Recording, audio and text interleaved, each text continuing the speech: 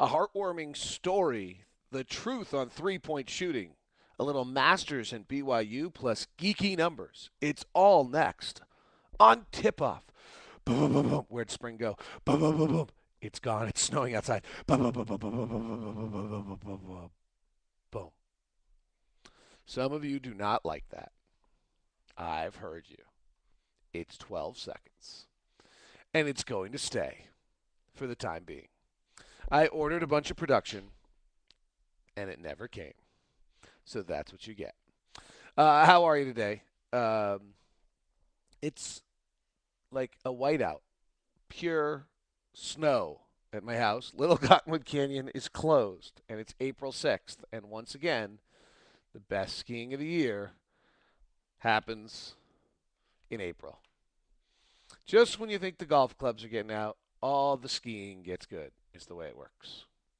It's like this every year.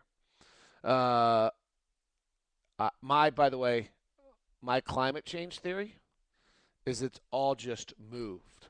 This year, obviously, was dry, but like what we used to have the World Cup and Thanksgiving, now we never have snow. I think it's all just moved a month. Is my theory on this. Okay, just thought I'd share. Uh, Last night was Leapin' Leaners and Lowtops, which is the Larry H. Miller charity event named after hot rods. Great call, and it's a cool event. If they do it again next year and you get a chance, I'd strongly suggest it. I don't think we promote it quite as much as we should for what the experience is. It's on the floor at Energy Solutions Arena, and half the floor is up, and they have like three, four hoops up, and the guys are just shooting, playing horse with the fans, and then there's autograph stations for all the fans, and then there's photo booths for the fans for the players. So it's really cool. And I mean, I think it's expensive. I don't actually know. I apologize. Bowler and I were emceeing it. If they do it again, I would. And there's any way you can financially handle it, I would strongly suggest it. It's an opportunity for you and yourself, or you and the kids, to see the players in a way that you never would. Everyone's wearing coat and tie or nice clothes, and then shoes, because basketball shoes, because they're on the floor. So it's a cool event. Um, at the end of the night, they do it's an auction. It's a charity event. So I mean, there's an auction, and if you have the wherewithal, the charity event basketball wise are pretty amazing. I mean, just whether it's signed this or memorabilia or shoes, or it's cool stuff. At the end of the night, the last auction item was that Jeremy Evans would dunk over the top of you. And so the bidding is going on. These people are bidding back and forth, and it's getting up there. And one of the people stops and says, "Can you do it over a wheelchair?" And Jeremy says, "Sure."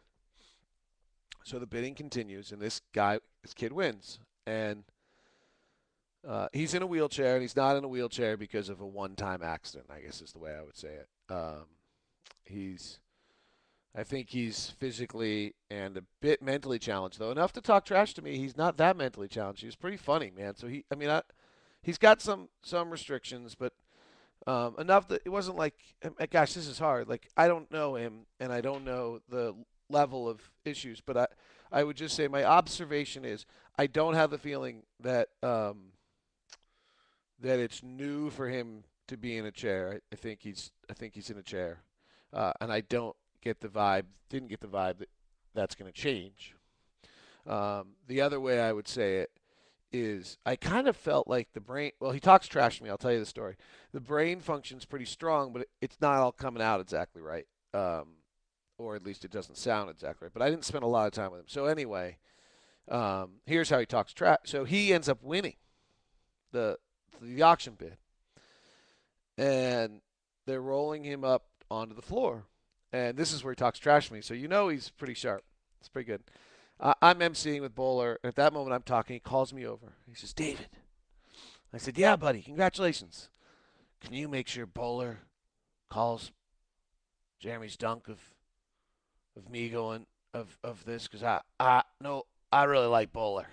I was like, "Yeah, no problem." It's pretty funny, humbling, and funny. Uh, Bowler was gonna do it anyway, but it was just I laughed.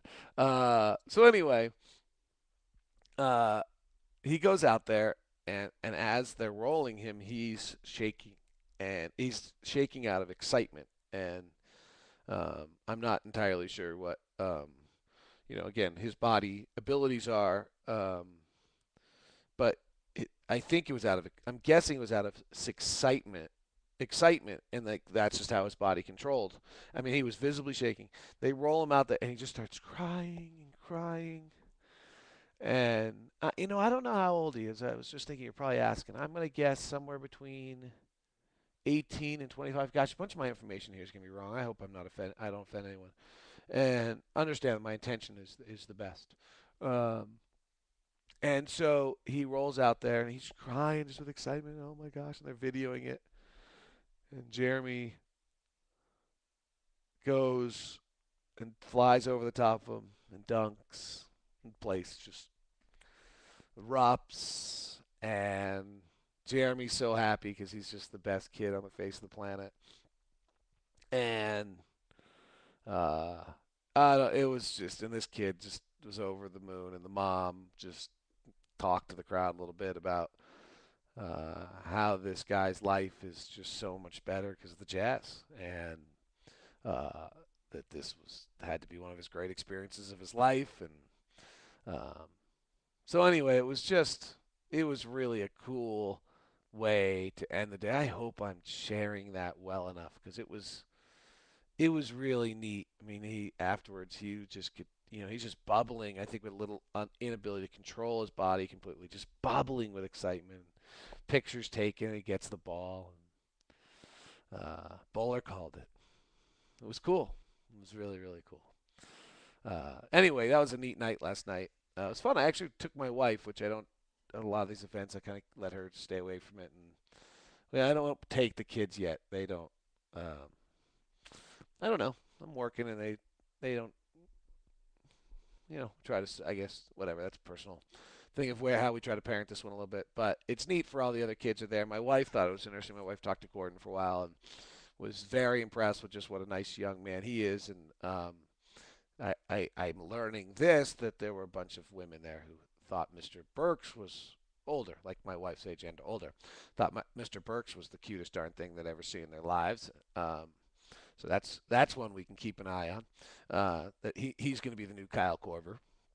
There was an interesting scene. I'll have to talk to Faves about. The players were seated at tables, and Derek's pretty quiet, 20 years old. Here he is sitting at a table, and the table couldn't have been. I don't think there could have been anybody under the age of 60 at this table. And there's Derek. Just he's the most polite kid, laughing, talking to him, interacting. And I'm like, there's just not a lot of 20-year-olds from inner city Atlanta, Georgia, stuck at that table. And he just was having a nice time. He's a very polite kid, I would tell you. He's been raised. Just interacting with him, he is the politest person at all times. He's beginning to open up a little bit more. I feel like there's all these stories about these guys, and not enough people know them. That actually was my conversation with my wife on the drive back last night. Was how do we get this out? Like I'm doing everything I can, but I mean there were two things that stunned me. Is unfortunately is how many people I talked to had no idea Locked On Jazz existed. So I really appreciate the those of you that are tuning in with regularity. But I mean, there's great stories. I told the story last night about Gordon Hayward and Jeremy Evans at 3 a.m. in the morning in Orlando practicing the dunk. Like I thought that was a well-known story, but it was missed. I would say most of the people there didn't know it. For those who don't know that story, Gordon has no time because of the Rising Stars game, and so after the game, they're in a find a little gym in Orlando and until 3 a.m. in the morning practicing dunks together so that Jeremy has a chance to win. Um, and there's so many of these little stories to be told. I hope that I am doing a good enough job for at least those of you that are the niche audience that's diehard enough um, uh, to follow it. I think that hopefully we're doing that. By the way, starting a new feature on my Locked On Sports Facebook. I want to try to create some more interaction. I feel like we've lost the interaction a little bit, and my headphones are doing some funny things right now. I hope this is not how it sounds to you guys. Uh, what can I do here? What can I do? I wonder if you're getting this squibbly bad audio as well. And there's no way for me to check other than to assume you are. So I will check it at the 9 minute mark. Maybe that's just going to be our tip off for the day. Did this yesterday too. Um, so I wanted to start a new Facebook thing that has a little bit more interaction. And so in that interaction, I'll be posting a question of the day every day on Locked On Sports on Facebook. I am now going to go quickly because in my ears right now is a disaster, and the only reason I'm continuing is the hope that it's not a disaster to you, but I think it probably is. Uh, I was listening to the radio yesterday, listening to what's supposed to be an expert on the Jazz. The only clue I'll give you is when I do something he doesn't like, he calls my boss and complains. And he was talking about how terrible we are defending the three-point line. And the last few days have not been good, but the truth is we're the 11th best team in the league guarding the three-point line. The truth is that the league is shooting an insane amount of three-pointers right now. And we're actually defending it fairly well. We're allowing less than the league average to be taken. We're allowing below the league average to be made. Defensively, the fact is the Jazz have made enormous strides on defending where shots are coming from this year. However, we're not actually defending the shot very well, which would lead me to believe that we have systematically made major changes that are improving how we play, where we get teams to play from, and now we just have to be better defensive players. We've discussed, who is and who isn't. I think for the future, Favors and Hayward are pretty fabulous defensive players. Our young players are our best defensive players. I'm going to go fast forward here for a second because just of this audio issue, and it'd be a waste of time if you're having this problem. And I'm pretty certain you are, but there's no way for me to restart YouTube. So therefore, I don't know how to edit two YouTube videos together. SLC Dunk did some really interesting work. That's a nice blog. I appreciate the efforts those guys put out. Try to promote them when I think they do really neat stuff, and they do it often. I probably don't promote it enough for them. I admire the amount of time and effort they're putting in. But they did a bunch of synergy stuff. The 5 things that jumped out to me was Al doesn't run, which we knew, but it's huge. We knew we were isolation poor. We don't have those kind of guys.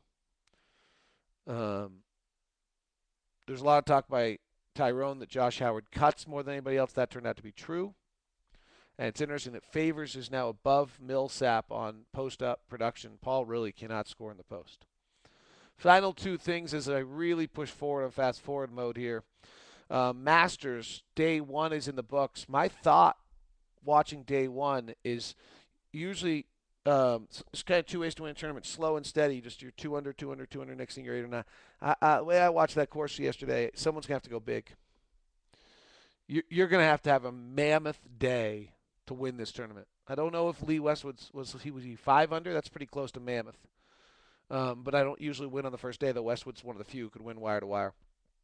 But I don't think the Keegan Bradley types who I talked about earlier, who are going to go 2 under every day to finish at 8 under, I think they're going to finish 5th or 4th, and somebody is going to go big one day. And the final thing is some interesting quotes from Bronco Mendenhall to Brad Rock about the scheduling problems BYU's having. And it has become abundantly clear, I think, if you're paying attention, that the move to independence had some positives and negatives when they did it. And now that they're in it, the negatives of scheduling are more severe than they ever thought. And I think they're trying to pull the ripcord on this. All right, that is. I hope this is not. Well, if it's been that bad, you haven't heard it. If it wasn't that bad, I apologize. I cut it short. See ya.